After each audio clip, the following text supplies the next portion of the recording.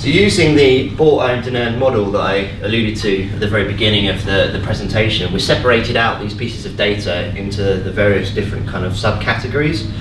So with bought media, we were looking at getting kind of PPC insights, and this was really good because you can turn it on, you can turn it off, and you can very quickly get some great kind of insight into who your competitors are and what they're doing and where the quick wins will be. Also paid social insights, so by injecting the kind of offline print media demographic makeup of our potential audience with some of the insights that we're getting from Facebook and Twitter, we're very quickly able to kind of create different personas from a digital perspective. I think owned media is often overlooked, particularly with some of the innovations that are coming in with the Google Webmaster Console.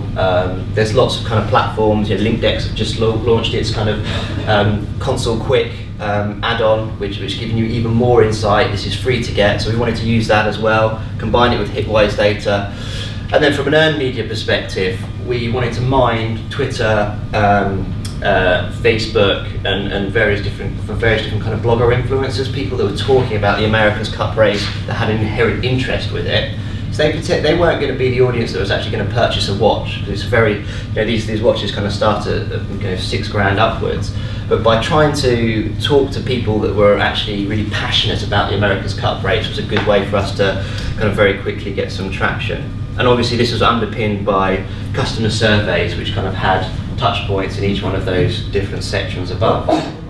So here's what I was talking about earlier. People put up a video and then they leave it, it's done. You can cut this up into so many things. So let's say, for instance, we did this presentation that I've done today. That's my core asset. It's a presentation that I've got. When I go home today, if you guys give me a standing ovation, it will become a blog. In that blog, I will take slides and images that will do that. I will then I will outsource it onto another site to a videographer to turn it into a video slideshow. I will make it into a podcast. I will follow it up with another blog. I will comment on related tweets and things like that. It's one thing becomes many. With video, for instance, with Harry Potter, when we worked on that, we were lucky because it was 8 years of films. But there was a vault of information you could jump into, and it was I don't know, a behind-the-scenes interview with Emma Watson, Daniel Radcliffe, and they had something funny they said, so we cut them up. So whenever something happened online, we had reactive content. So it's basically making that thing do more, and don't just put it up and leave it and things like that.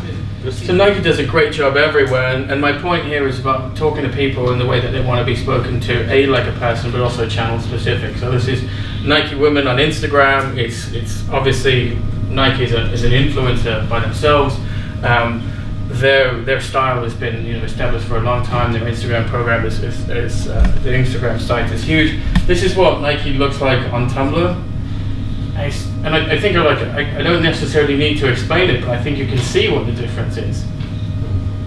It's not as big, certainly not. I think we're probably 100, 200,000 followers here.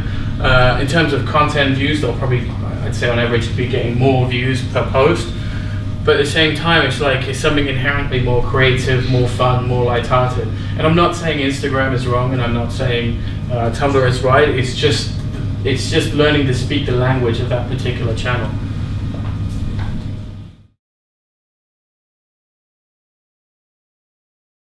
I think that it can very kind of quickly be seen as the way to structure an agency business or a client business, simply because it's a nice way to put people into buckets almost. And I suppose the limitations of it are that in reality that's not the way in which the digital ecosystem works. As I said, it's all about that kind of overlap and sharing of data, and not kind of siloing individuals into specific kind of group sets. And I think that's the big struggle, is because there's so many disciplines within digital. In order to have an effective way to encourage staff to kind of progress in their careers, a good example is I find the best people that I have working in, for example, the SEO space. They work there for 2 years and they want to do something else. They want to learn about another channel, and that's definitely a limitation of that structure, because if you're within the owned media sphere, you want to learn about biddable media, and then you become PPC specialist, and then what's your job title? So is to try and make sure that, you know, firstly, you're not siloing yourself, and secondly, you're not curtailing people's ability to learn about other subjects, because just because you're an SEO specialist doesn't mean that you shouldn't be able to run a display campaign or know what an impact of running a PPC campaign has on your own channel. So kind of boils down to the whole growth hacking revolution that's happening, where you've got marketers that now know about UX, or biddable guys that know about click funnels and, you know, things like that, so they're all talking to one another.